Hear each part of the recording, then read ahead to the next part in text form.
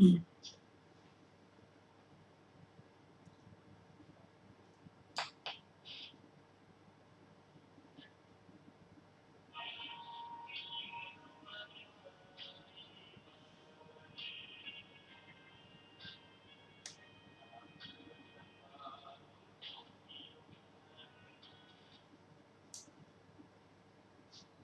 นอบน้อมแด่พระผู้มีพระภาคเจ้าพระองค์นั้นซึ่งเป็นผู้ไกลจากกิเลสตรัสรู้ชอบได้โดยพระองค์เองสวัสดีครับท่านผู้ฟังที่เคารพครับท่านผู้ฟังกำลังรับฟังรายการศึกษาพระพุทธศาสนาตามพระไตรปิฎกมีเสนอให้ท่านผู้ฟังทุกวันอาทิตย์เวลา 15 นาฬิกาถึง 16 นาฬิกาดำเนินรายการโดยกับผมมนเอกธนัทเดชะมีอาจารย์สุรภาเดชะเป็นผู้ร่วมรายการวันนี้เราได้นำไตรปิฎกฉบับอัตถกถาเล่มที่ 42 มาศึกษากันในเรื่องของยมกัปปาฏิหาริย์ซึ่งมีอยู่ที่หน้า 287 ในเล่มที่ 42 เรื่องนี้เราได้มาศึกษากันเมื่อวันอาทิตย์ก่อนแต่ยังไม่จบวันนี้เราจะมาทบทวนกันแล้วก็ศึกษากันต่อคำว่ายมุกปาฏิหาริย์คือการแสดงปาฏิหาริย์เป็นคู่เป็นประเพณีของพระพุทธเจ้าไม่สาธารณะแก่บุคคลทั่วไปพระสูตรนี้พระองค์ทรงปรารภเทวดาและพวกมนุษย์เป็นมากที่ทวารแห่งสังกัสสนครตัดพระธรรมแสดงนิวาสเยยานะเยยานะปะสุตตากีราเป็นต้นเมืองกัสสะประตูแห่งเมืองกัสสะนครนั้นเป็นประตูที่พระองค์เสด็จลงมา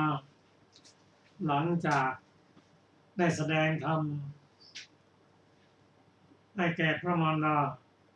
คือพระพิธรรม7 คัมภีร์จบแล้วพระองค์ทรงปรารภเทวดาและมนุษย์เรื่องเทศนาตั้งขึ้นแล้วในกรุงราชคฤห์เศรษฐีแห่งกรุงราชคฤห์เป็นคนร่ำรวยแห่งราชคฤห์คฤหาสน์ติดกับแม่น้ำคงคาได้กั้นข่ายไว้เป็นปากขวดเพื่ออะไรเพื่อการลงเล่นน้ำอาบน้ำไม่ให้เกิดอันตรายแก่สัตว์ร้ายหนึ่งเพื่อไม่ให้สิ่งของที่หลุดไปหายไปติดที่ข่ายแล้วเอามาเพราะฉะนั้นข่ายนี้เป็นที่อาบน้ำเล่นน้ำของเศรษฐีและบริวาร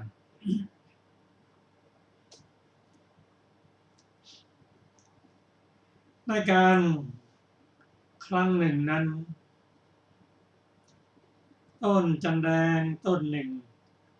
ที่เกิดขึ้นริมฝั่งตอนเหนือของแม่น้ำคงคามีรากถูกน้ำพัดหักโค่นกระจัดกระจายไปและมีส่วนหนึ่งที่เป็นปุ่มของจันแดงถูกน้ำพัดพามาติดในข่ายของ ข้าบดีนั้น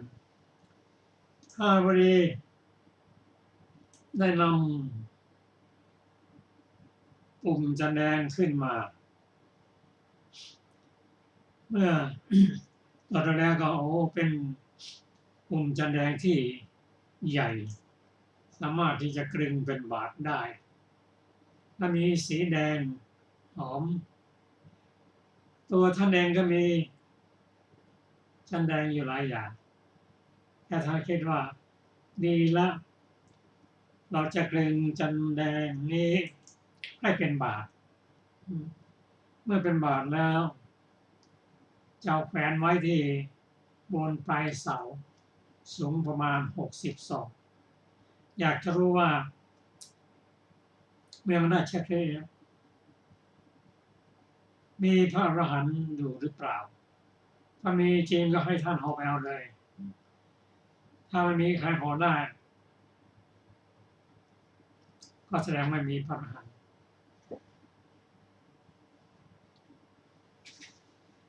ตัวคฤหบดีนั้นเป็นบุคคลที่อยู่กลางๆจะว่าเป็นสัมมาทิฏฐิก็ไม่ใช่เป็นทิฏฐิก็ไม่ใช่ก็แสวงหาพระอรหันต์ถ้ามีแล้วเจอแล้วก็จะได้พาครอบครัวเป็นที่มีพระรัตนตรัยเป็นที่พึ่งต่อไปเขาจึงได้คลึงปุ่มจันแดงนั้นเป็นถาด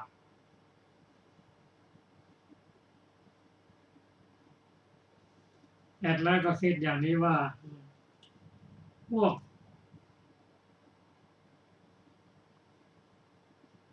บุคคลโลกนี้เป็นพวกที่กล่าวว่าเรา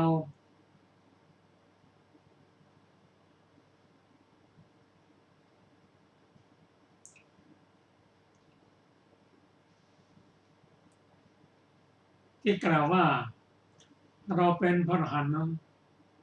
มีอยู่มากจะจริงหรือไม่จริงก็ไม่รู้ก็อยากจะพบพระอรหันต์จริงสักองค์หนึ่งจะได้ประกอบเกื้อกูลในนั้นเป็นที่พึ่งเมื่อกลึงปุ่มจันแดงเป็นบาทแล้วก็อาสวมอยู่ในสาแหลกต่อไม้สูงเป็นลำสูงประมาณ60 ศอกก็30 เมตรไม้ไผ่ที่ต่อไปแล้วก็เรียบร้อยแล้วก็ประกาศว่าถ้าพระอรหันต์มีอยู่จงมาทางอากาศแล้วถือเอาบาทนี้ผู้ใดจัก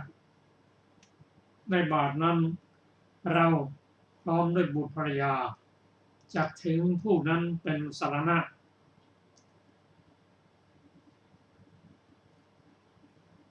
เพราะฉะนั้นความคิดก็คือหมู่ชนอ้างตนว่าเป็นพระอรหันต์มีหลาย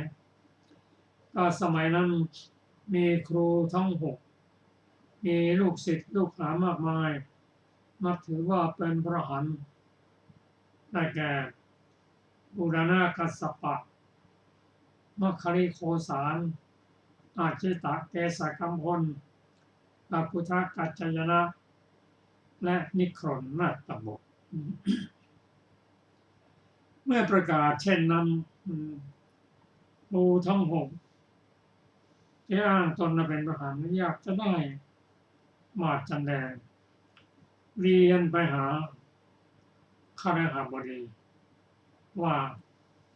บาทนั้นสมควรแก่พวกข้าพเจ้าท่าน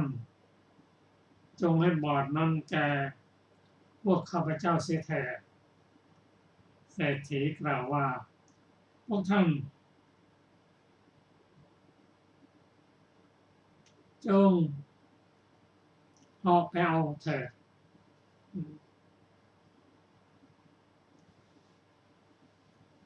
กลุ่มครูทองกระหมุนเวียนกันไปแต่ไม่มีใครเอาได้พอวันที่6นิครนมาตบุตรพร้อมด้วยลูกศิษย์ปรึกษากันว่าเราจะทำยังไงให้ได้บาตรจันแดงนั้นโดยไม่ต้องหอกเพราะอะไรก็หอกไม่ได้ก็ปรึกษากันว่าเอางี้เรียกกัน อาจารย์กับพวกเราไปอาจารย์ทำท่าจะหอกและพวกผมจะดึงไว้ไม่ต้องหอกหรอกอาจารย์สิ่งนี้เพียงเล็กน้อยเท่านั้นเองตกลงอย่างนั้นกับไปท่านเศรษฐีนักกล่าวกันว่าท่านเศรษฐีเอาบาตรนั้นให้แก่พวกเราเถิดอาจารย์เถิดเศรษฐีนั่นก็ยืนยันว่าจะสงจะรู้ว่าใครเป็นพระอรหันต์จริงไม่จริงด้วยการหอกแต่ความจริงก็ไม่จริง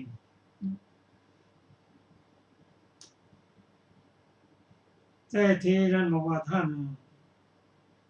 หอกไปเอาเลยหอกเอาอย่างเดียวไม่ต้องท่านอย่างอื่นไม่ได้หอกก็หอกอาจารย์ก็ทำท่าถกผ้าขึ้นทำท่าจะกระโดดขึ้นลูกศิษย์ก็รู้ทันยืดขายืดแขนดึงอาจารย์อย่าหอกเลยเรื่องบาตรจันแดงแค่นี้อาจารย์จะหอกมาทำไมอาจารย์ก็หอกไม่ได้ก็มาพูดกับเศรษฐีก็ไม่ยอมจะให้หอกเอาอย่าข้างมันเดียวพอวันที่7เท่านั้นชาวบ้านก็ว่าเศรษฐีจะให้บาตรจันแดง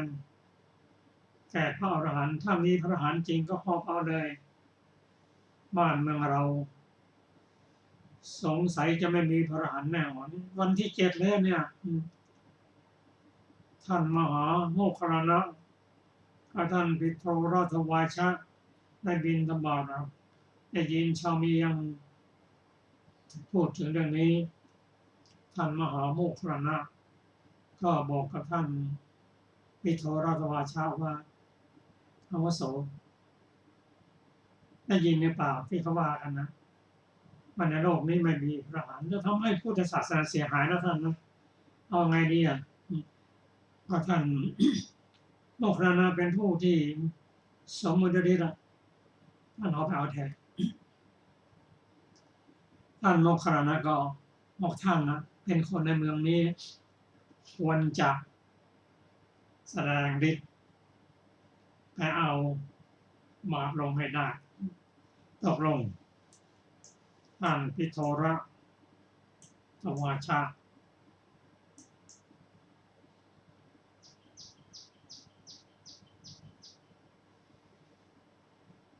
ท่านเข้าจตุตฌาน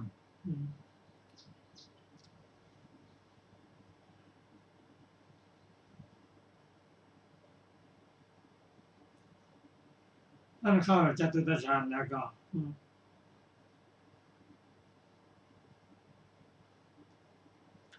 ใช้หัวไม้เท้าคีบหินดาบคือแผ่นหินกว้างใหญ่ประมาณ1 ขามุด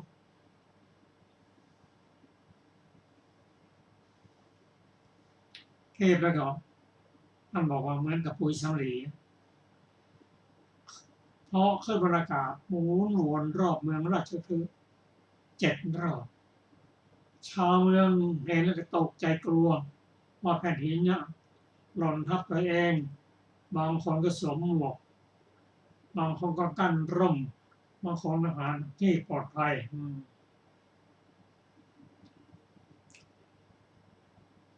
เมื่อท่านกำลังห่ออยู่นั้น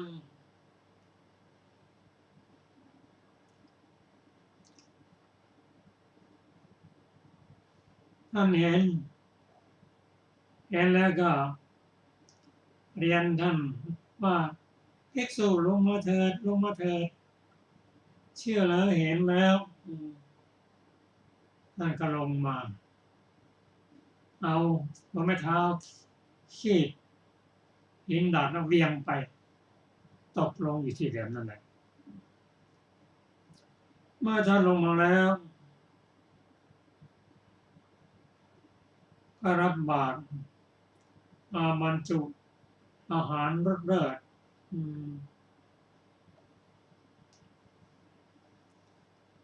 ถวายท่านฉันแล้วท่านก็จะกลับแต่เรื่องยังไม่จบเพราะชาวเมืองที่เห็นแล้วว่าท่านเหาะได้คนที่ไม่เห็นก็อยากจะเห็นต่างเกาะกลุ่มกันท่านก็มุ่งหน้าไปยังกุฏิของพระพุทธเจ้าประชาชนก็ตามมาเป็นคนท่านก็แสดงให้ประชาชนได้ดูเป็นระยะ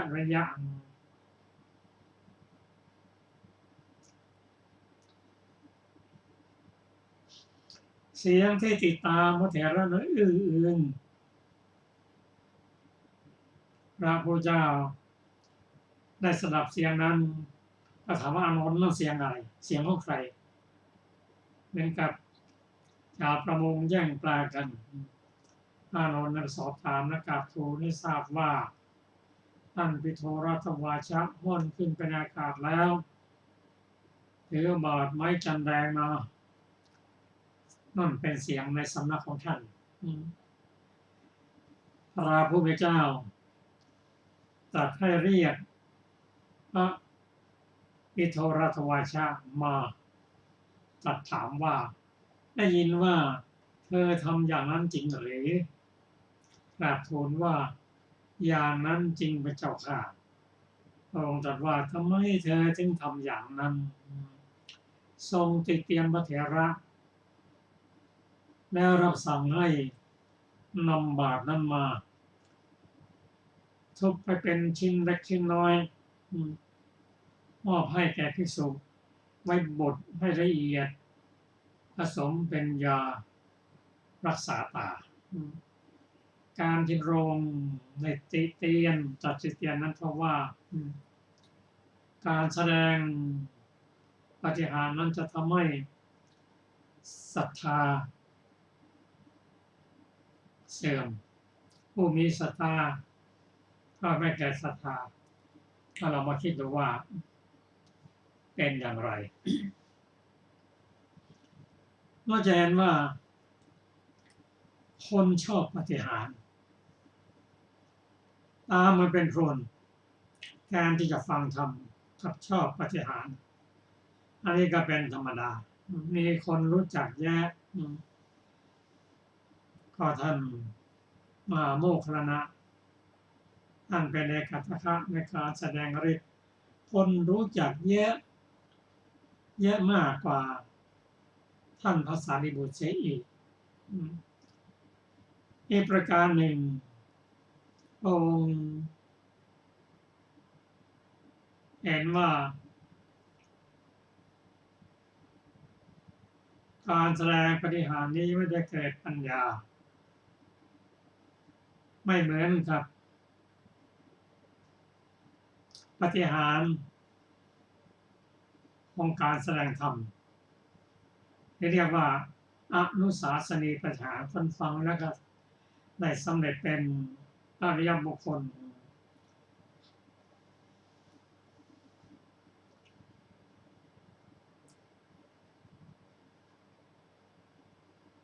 ในการได้กล่าวตักเตือนท่านปิโทรัตวาชะในครั้งนั้นพวกครูทั้ง6และบริวารติดตามข่าวอยู่เสมอมาท้ายที่สุดพระองค์ได้บัญญัติมาให้ภิกษุแสดงปาฏิหาริย์ต่อไปพวกครูทั้ง6และบริวารนั้นดีใจ ว่าต่อไปนี้การแสดงปาฏิหาริย์ของภิกษุและของพุทธเจ้าไม่มีอีกแล้วเพราะพระองค์บัญญัติขึ้นว่าไม่ให้ภิกษุแสดงปาฏิหาริย์แม้พระองค์เองก็คงมาปฏิบัติด้วยเอาละเราจะใช้คราวนี้ทำปาฏิหาริย์แข่งกับภิกษุซึ่งพระพุทธเจ้าบัญญัติแล้วไม่มีใครทำปาฏิหาริย์ได้ เราก็จะเป็นผู้ที่ได้เกิดศรัทธามากขึ้น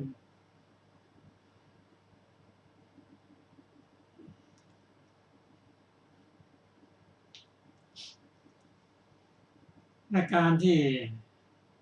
พวกครูทั้ง6บริวารได้ดีใจที่พระพุทธเจ้าบัญญัติไม่ให้ทำปาฏิหาริย์นั้น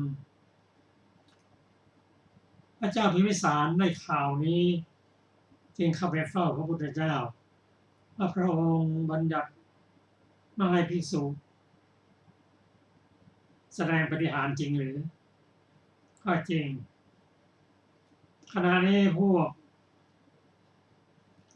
ครูทั้ง6นั้นกำลังจะทำปาฏิหาริย์แข่งกับภิกษุเพราะภิกษุไม่แสดงเขาก็จะได้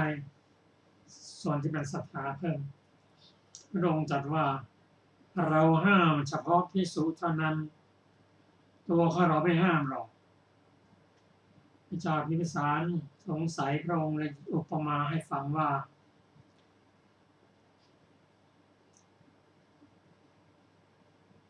ยกตัวอย่างให้ฟังว่าเรามีสวนผลไม้ไหมมีพระเจ้าค่ะก็มีแต่ก็มีผลไม้นั้นมีคนมากินกันพระองค์บัญญัติว่าต่อไปนี้ห้าม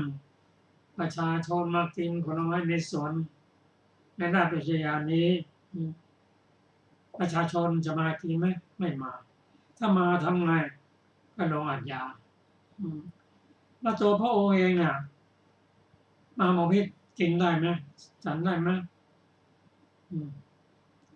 เพราะข้าพระองค์เป็นเจ้าของ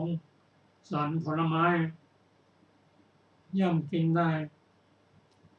ไม่มีอาญาลงจากเราก็เช่นนั้นแหละ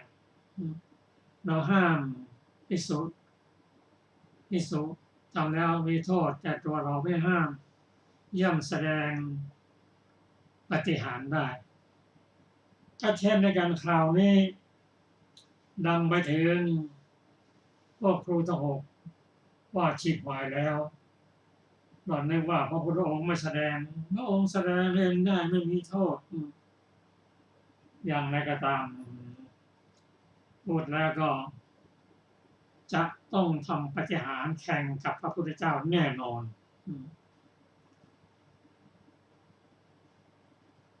ซึ่งพระเจ้าพิมพิสารกราบทูลว่าพระองค์จะแสดงเมื่อไหร่ใน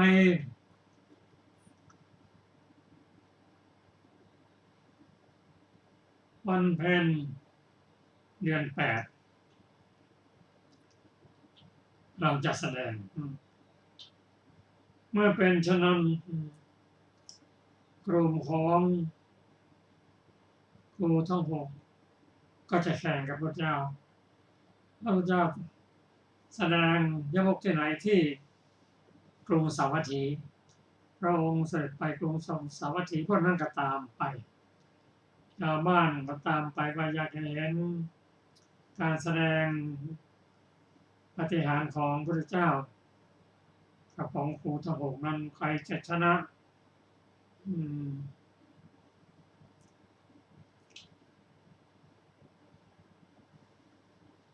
ต่อจากนี้ก็ขอเชิญอาจารย์สุนภา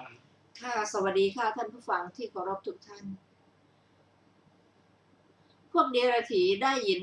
ว่าได้ข่าวว่าพระสมณโคดมจักทำปาฏิหาริย์ที่ควงไม้มะม่วงจึงบอกพวกอุปถากของตน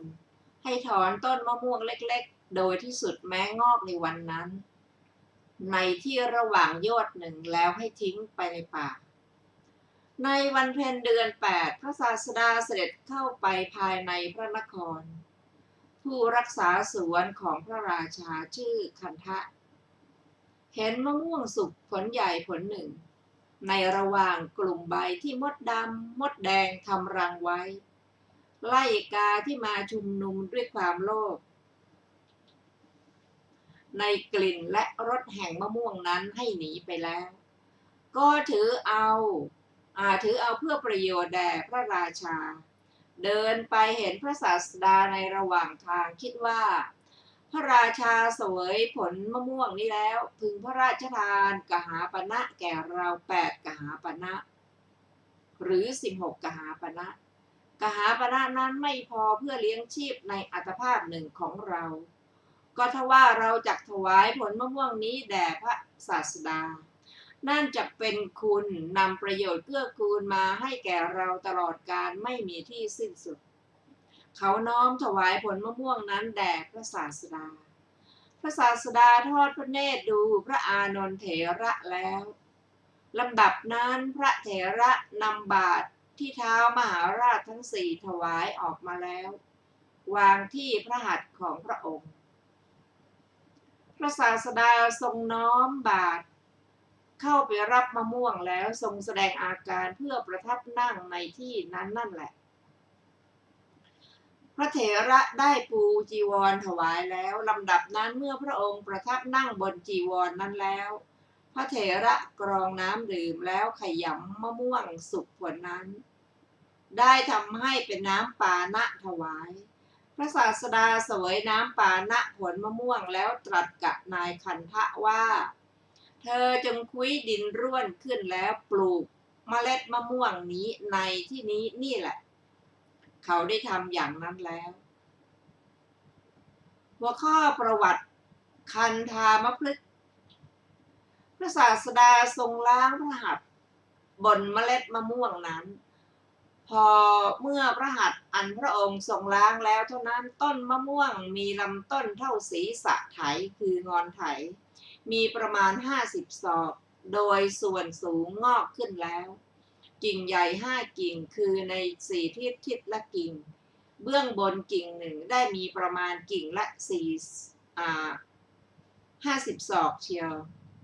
ต้นมะม่วงนั้นสมบูรณ์ด้วยช่อและผลได้ทรงไว้ซึ่งพวงแห่งมะม่วงสุก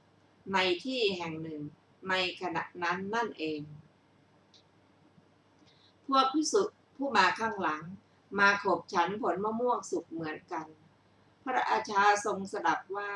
ข่าวว่าต้นมะม่วงเห็นปานนี้เกิดขึ้นแล้วจึงทรงตั้งอารักขาไว้ด้วยพระดำรัสว่าใครๆอย่าตัดต้นมะม่วงนั้นก็ต้นมะม่วงนั้นปรากฏชื่อว่าคันธามพฤกษ์เพราะความที่นายคันทะ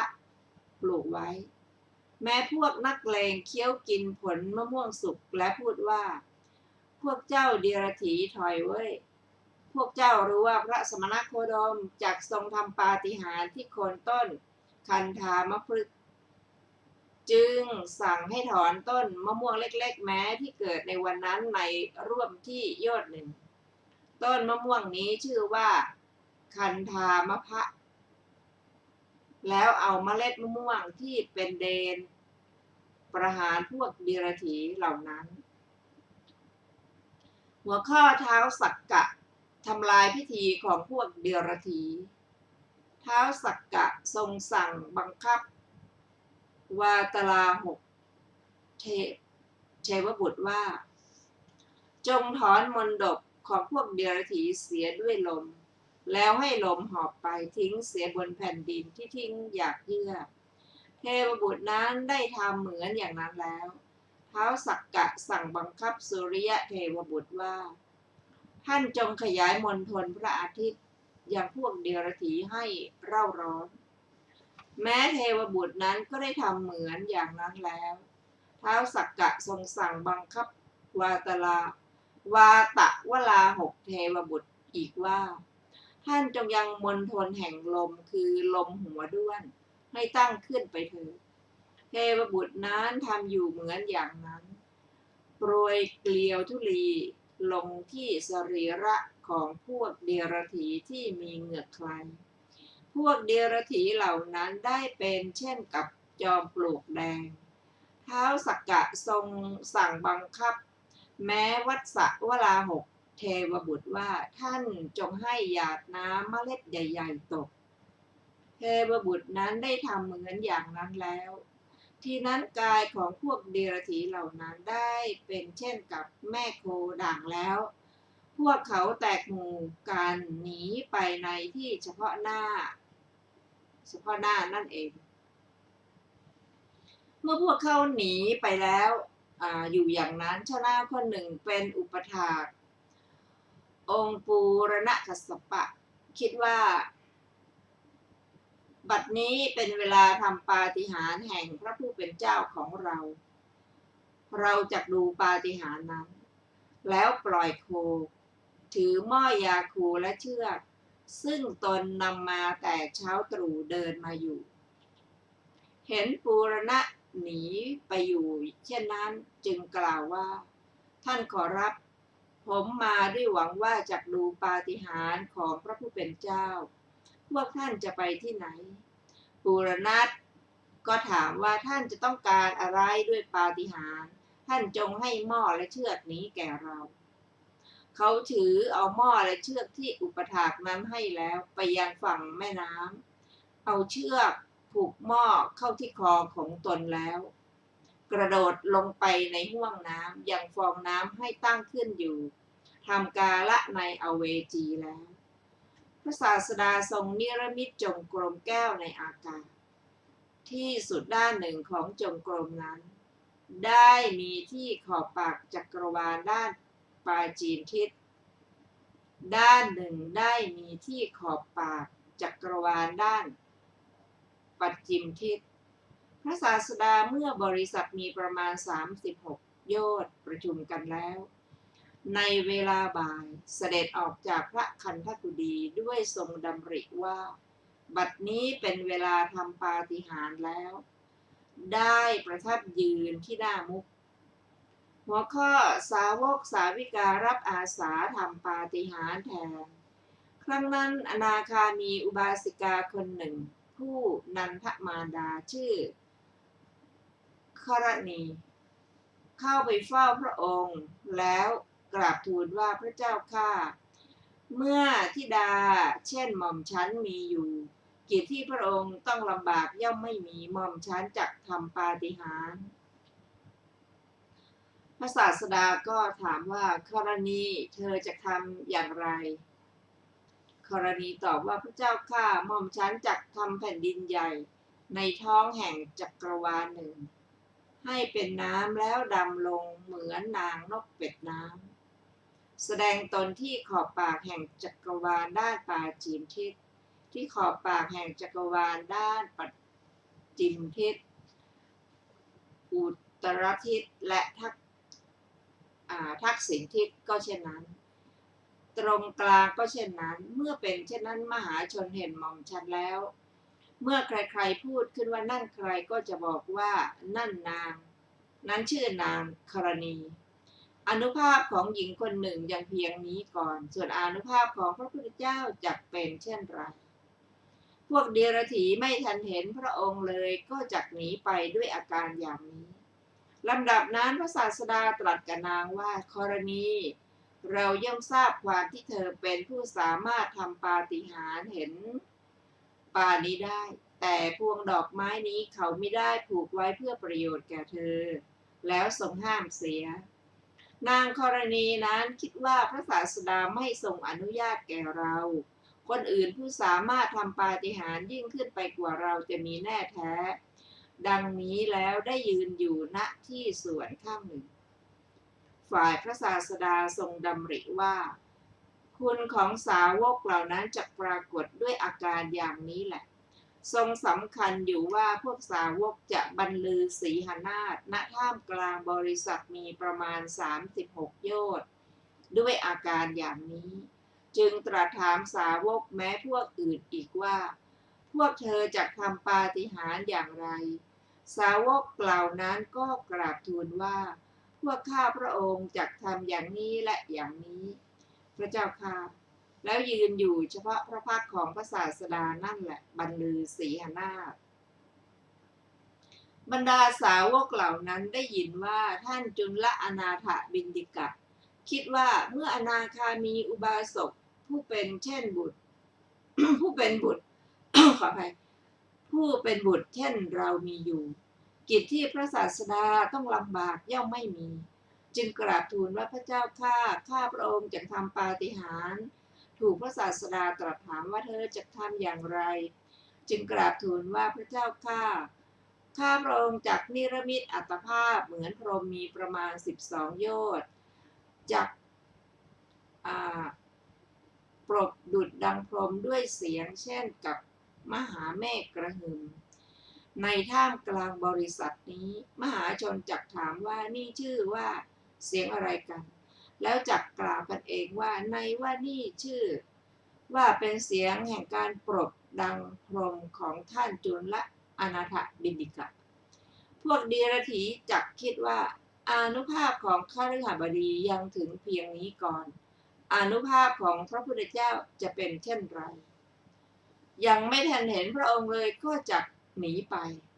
พระศาสดาตรัสเช่นนั้นเหมือนกัน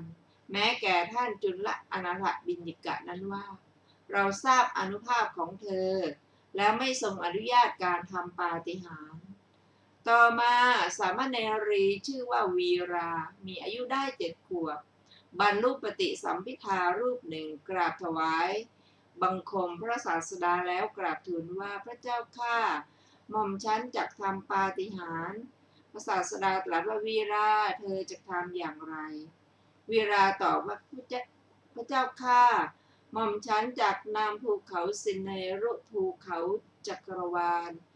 และภูเขาหิมพานต์ตั้งเรียงไว้ในที่นี้แล้วจักออกจากภูเขานั้นๆไป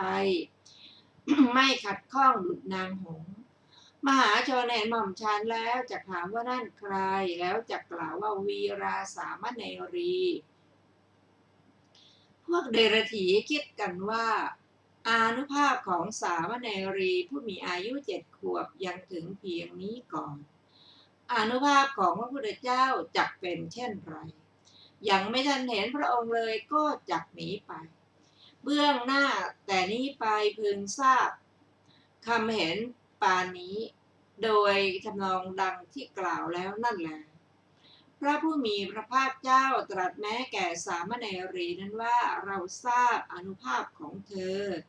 ดังนี้แล้วก็ไม่ทรงอนุญาตการทำปาฏิหาริย์ลำดับนั้นสามเณรชื่อจุนทะผู้เป็นขีณาสพบรรลุปฏิสัมภิทารูปหนึ่งมีอายุ7 ขวบแต่เกิดมาเข้าไปเฝ้าพระศาสดาถวายบังคมแล้วกราบทูลว่าข้าพระองค์จักทำปาฏิหาริย์พระเจ้าข้าถูกพระศาสดาตรัสถามว่าเธอจักทำอย่างไรจึงกราบทูลว่าพระเจ้าข้าพระองค์จักจับต้นว่าใหญ่ที่เป็นธงแห่งชมพูทวีปที่ลำต้นแล้วเขย่านำผลว่าใหญ่มาให้บริษัทนี้เคี้ยวกินและข้าพระองค์จักนำดอกแครฝอยมาแล้วถวายบังคมพระองค์พระศาสดาตรัสว่าเราทราบอานุภาพของเธอดังนี้แล้วก็ทรงห้ามการทำปาฏิหาริย์แม้ของสามเณรนั้นลำดับนั้นพระเถรีชื่ออุบลวรรณาถวายบังคมพระศาสดาแล้วกราบทูลว่าหม่อมฉันจักทำปาฏิหาริย์พระเจ้าข้าถูกพระศาสดาตรัสถามว่าเธอจักทำอย่างไรจึงกราบทูลว่าพระเจ้าข้าหม่อมฉันจักแสดงบริษัทมีประมาณ32 โยชน์โดยรอบเป็นพระเจ้าจักรพรรดิอันบริษัทมีประมาณ36 โยชน์โดยกลมแวดล้อมแล้วมาถวายบังคมพระองค์พระศาสดาตรัสว่าเราทราบอานุภาพของเธอแล้วก็ทรงห้ามการทำปาฏิหาริย์แม้ของพระเถรีนั้นลำดับนั้นพระมหาโมคคัลลานะถวายบังคมพระผู้มีพระภาคเจ้าแล้วกราบทูลว่าข้าพระองค์จักทำปาฏิหาริย์พระเจ้าข้าถูกพระศาสดาตรัสถามว่าเธอจักทำอะไรจึงกราบทูลว่า ข้าพระองค์จักวางเขาหลวงชื่อสิเนรุไว้ในระหว่างฟันแล้วเคี้ยวกินภูเขานั้นดุจพืชเมล็ดผักกาดพระเจ้าข้าพระศาสดาตรัสว่าเธอจักทำอะไรอย่างอื่นมหาโมคคัลลานะตอบว่าข้าพระองค์จักม้วนแผ่นดินใหญ่นี้ดุจเสือลำแพนแล้วใส่ไว้หนีบไว้ในระหว่างนิ้วมือพระศาสดาตรัสว่าเธอจักทำอะไรอย่างอื่นมหาโมคคัลลานะตอบว่าข้าพระองค์จักหมุนแผ่นดินใหญ่ให้เป็นเหมือนแป้นหมุนภาชนะดินของช่างหม้อแล้วให้มหาชนเคี้ยวกินโอชะแผ่นดินพระศาสดาตรัสว่าเธอจักทำอะไรอย่างอื่นมหาโมคคัลลานะตอบว่าข้าพระองค์จักทำแผ่นดินไว้ในมือเบื้องซ้ายและวางสัตว์เหล่านั้นไว้ในทวีปอื่นด้วยมือเบื้องขวาพระศาสดาตรัสว่าเธอจะทำอะไรอย่างอื่นมหาโมคคัลลานะตอบว่าข้าพระองค์จักทำเขาสิเนรุให้เป็นด้ามร่มยกแผ่นดินขึ้นวางไว้ข้างบนของภูเขาสิเนรุนั้นเอามือข้างหนึ่งถือไว้คล้ายภิกษุมีร่มในมือจงกรมไปในอากาศพระศาสดาตรัสว่าเราทราบอานุภาพของเธอดังนี้แล้วก็ไม่ทรงอนุญาตการทำปาฏิหาริย์แม้ของพระเถระนั้นพระเถระนั้นคิดว่าเจ้ารอยพระศาสดาจะทรงทราบผู้สามารถทำปาฏิหาริย์ยิ่งกว่าเราจึงได้ยืนอยู่ณที่ส่วนข้างหนึ่งลำดับนั้นพระศาสดาตรัสกับพระเถระนั้นว่า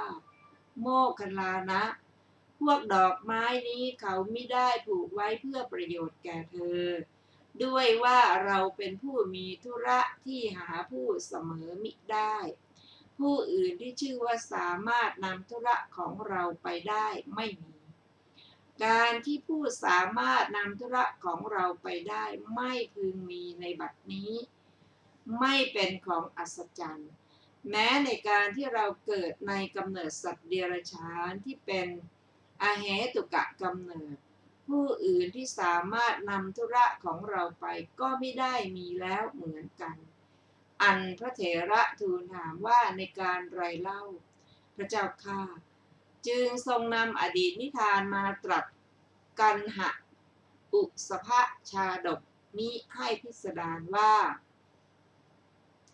ธุระหนักมีอยู่ในการใดๆทางไปในที่ลุ่มลึกมีอยู่ในการใดในการนั่นแหละพวกเจ้า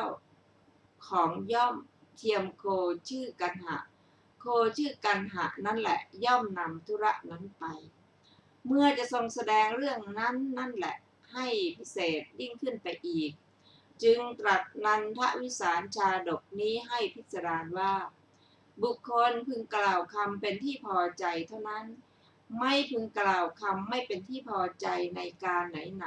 ๆเพราะเมื่อพราหมณ์กล่าวคำเป็นที่พอใจอยู่โคนันทวิสารเขียนภาระอันหนักไปได้อย่างพราหมณ์นั้นให้ได้ทรัพย์และพราหมณ์นั้นได้เป็นผู้มีใจเบิกบานเพราะการได้ทรัพย์นั้นก็แลพระศาสดาครั้นตรัสแล้วจึงเสด็จขึ้นสู่จงกรมแก้วนั้นข้างหน้าได้มีบริษัทประมาณ12 โยชน์ข้างหลังข้างซ้ายและข้างขวาก็เหมือนอย่างนั้นส่วนโดยตรงมีประมาณ24 โยชน์พระผู้มีพระภาคเจ้าได้ทรงทำยมกปาฏิหาริย์ในท่ามกลางบริษัทยมกปาฏิหาริย์นั้นบัณฑิตพึงทราบตามพระบาลีอย่างนี้ก่อนลักษณะของยมกปาฏิหาริย์ญาณในยมกปาฏิหาริย์ของพระตถาคตเป็นไฉนในญาณนี้พระตถาคตทรงทำยมกปาฏิหาริย์ไม่ทั่วไปด้วยพวกสาวกท่อไฟพุ่งออกแต่พระกายเบื้องบนสายน้ำไหลออกแต่พระกายเบื้องล่างท่อไฟพุ่งออกแต่พระกายเบื้องล่างสายน้ำไหลออกแต่พระกายเบื้องบนท่อไฟพุ่งออกแต่พระกายเบื้องหน้าสายน้ำไหลออกแต่พระกายเบื้องหลังท่อไฟพุ่งออกแต่พระกายเบื้องหลังสายน้ำไหลออกแต่พระกายเบื้องหน้าท่อไฟพุ่งออกแต่พระเนตรเบื้องขวาสายน้ำไหลออกแต่พระเนตรเบื้องซ้าย ท่อไฟพุ่งออกแต่พระเนตรเบื้องซ้ายสายน้ำไหลออกแต่พระเนตรเบื้องขวาท่อไฟพุ่งออกแต่ช่องพระกันเบื้องขวาสายน้ำไหลออกแต่ช่องพระกันเบื้องซ้ายท่อไฟพุ่งออกแต่ช่องพระกันเบื้องซ้ายสายน้ำไหลออกแต่ช่องพระกันเบื้องขวาท่อไฟพุ่งออกแต่ช่องพระนาสิกเบื้องขวาสายน้ำออกแต่ช่องพระนาสิกเบื้องซ้าย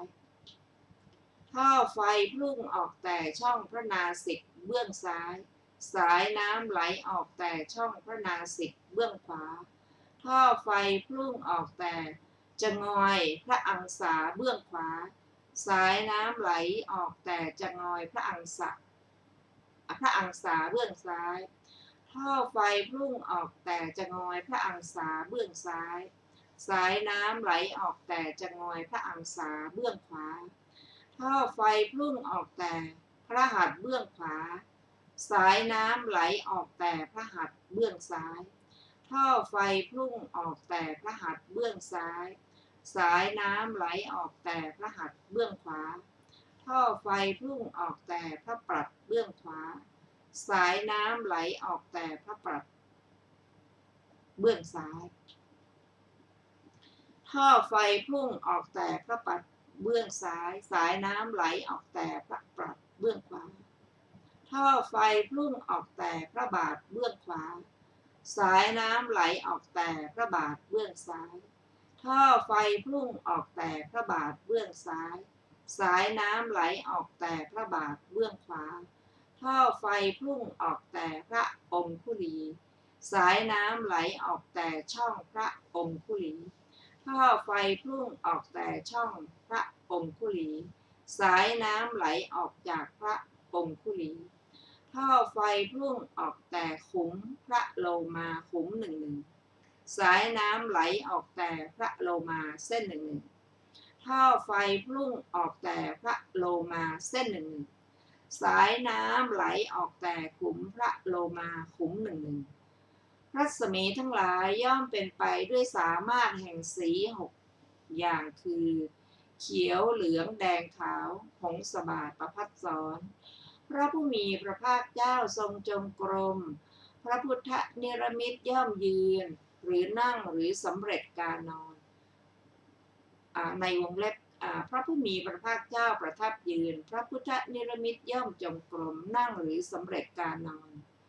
พระผู้มีพระภาคเจ้าประทับนั่งพระพุทธเนรมิตย่อมจงกรมยืนหรือสำเร็จการนอนพระผู้มีพระภาคเจ้าทรงสำเร็จสีหสายยาพระพุทธเนรมิตย่อมจงกรมยืนหรือนั่งพระพุทธเนรมิตจงกรมพระผู้มีพระภาคเจ้าย่อมทรงยืนประทับนั่งหรือสำเร็จสีหสายยาพระพุทธเนรมิตทรงยืนพระผู้มีพระภาคเจ้าย่อมทรงจงกรมประทับนั่งหรือทรงสำเร็จสีหสายยาวงเล็บปิดพระพุทธเนรมิตประทับนั่งพระผู้มีพระภาคเจ้าย่อมทรงจงกรมประทับยืนหรือสำเร็จสีหสายยาพระพุทธเนรมิตสำเร็จสีหสายยาพระผู้มีพระภาคย่อมทรงจงกรมประทับยืนหรือประทับนั่งนี้เป็นญาณในยมกปาฏิหาริย์ของพระตถาคตก็พระศาสดาเสด็จจงกรมบนที่จงกรมนั้นได้ทรงปาฏิหาริย์นี้แล้วเพื่อจะแสดงเนื้อความนั้น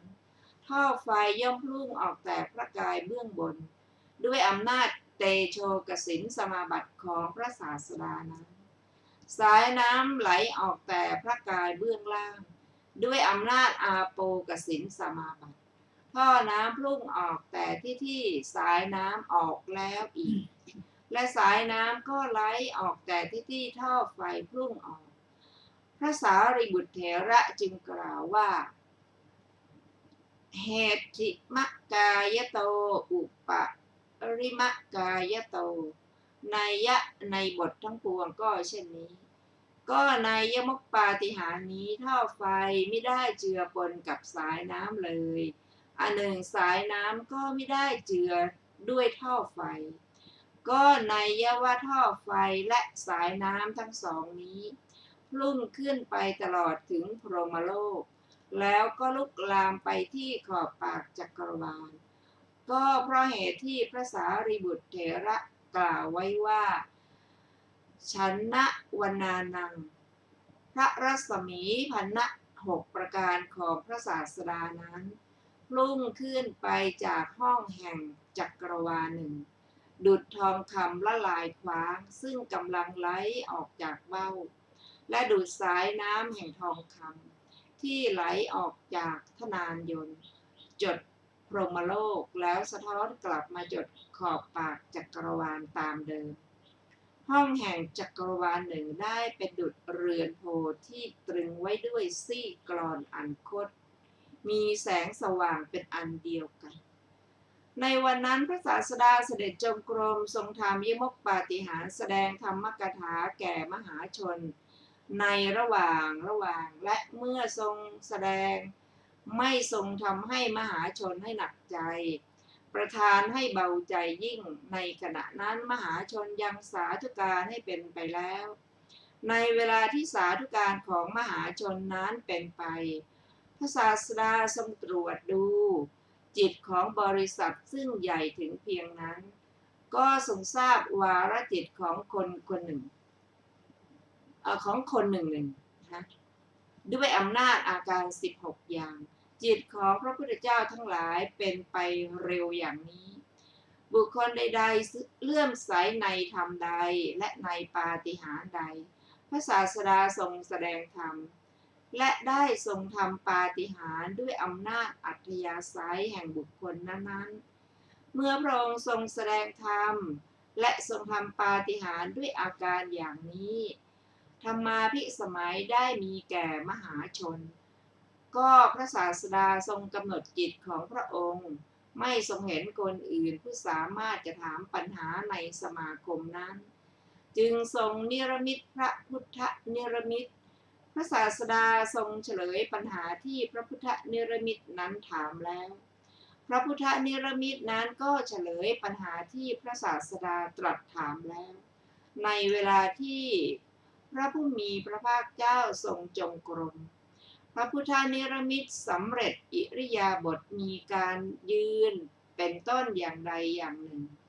ในเวลาที่พระพุทธนิรมิตจงกรมพระผู้มีพระภาคเจ้าทรงสำเร็จพระอิริยาบถมีการประทับยืนเป็นต้นอย่างใดอย่างหนึ่งเพื่อจะแสดงเนื้อความนั้นพระธรรมสังฆาหกาจารย์จึงกล่าวคำเป็นต้นว่าพระพุทธนิรมิตย่อมจงกรมบ้างเป็นต้นธรรมาภิสมัยได้มีแก่สัตว์20 โกฏในสมาคมนั้นเพราะเห็นปาฏิหาริย์ของพระศาสดาผู้ทรงธรรมอยู่อย่างนั้นและเพราะได้ฟังธรรมกถาหัวข้อพระศาสดาเสด็จจำพรรษาชั้นดาวดึงส์พระศาสดากำลังทรงทำปาฏิหาริย์อยู่นั่นแลทรงรำพึงว่าพระพุทธเจ้าในอดีตทั้งหลายทำปาฏิหาริย์นี้แล้วจำพรรษาที่ไหนหนอแลทรงเห็นว่าจำพรรษาในภพดาวดึงส์แล้วทรงแสดงอภิธรรมปิฎกแก่พระพุทธมารดาดังนี้แล้วทรงยกพระบาทขวาเหยียบเหนือยอดภูเขายุคันธรทรงยกพระบาทอีกข้างหนึ่งเหยียบเหนือเขาสิเนรุวาระที่ย่างพระบาท39ได้มีแล้วในที่68 แสนโยชน์อย่างนี้ช่องพระบาท2 ช่องได้ทางออกเช่นเดียวกันกับการย่างพระบาทตามปกติใครๆไม่พึงกำหนดว่าพระศาสดาทรงเหยียบพระบาทเหยียบแล้วเพราะในเวลาที่พระองค์ทรงยกพระบาทนั่นแหละภูเขาเหล่านั้นก็มาสู่ที่ใกล้พระบาทรับไว้ในเวลาที่พระศาสดาทรงเหยียบแล้วภูเขาเหล่านั้นก็ตั้งประดิษฐานในที่เดิมท้าวสักกะทอดพระเนตรเห็นพระศาสดาแล้วทรงดำริว่าพระศาสดาจะทรงเข้าจำพรรษานี้ในท่ามกลางบรรทุกรรมพลศิลาอุปการะจักมีแก่เราเทพพยดามากน้อยแต่เมื่อพระศาสดา ทรงจำพรรษาที่น่านเทพธิดาอื่นๆจักไม่อาจหยุดมือได้ท่านผู้ฟังที่เคารพค่ะวันนี้รายการศึกษาพระพุทธศาสนาตามพระไตรปิฎกก็ได้หมดเวลาลงแล้วเราจะได้มาศึกษาต่อในเรื่องนี้กันอีกขอขอบพระคุณทุกท่านที่ได้ร่วมศึกษาด้วยกันขอมีความสุขความเจริญยิ่งๆความเจริญในธรรมยิ่งๆค่ะวันนี้สวัสดีค่ะ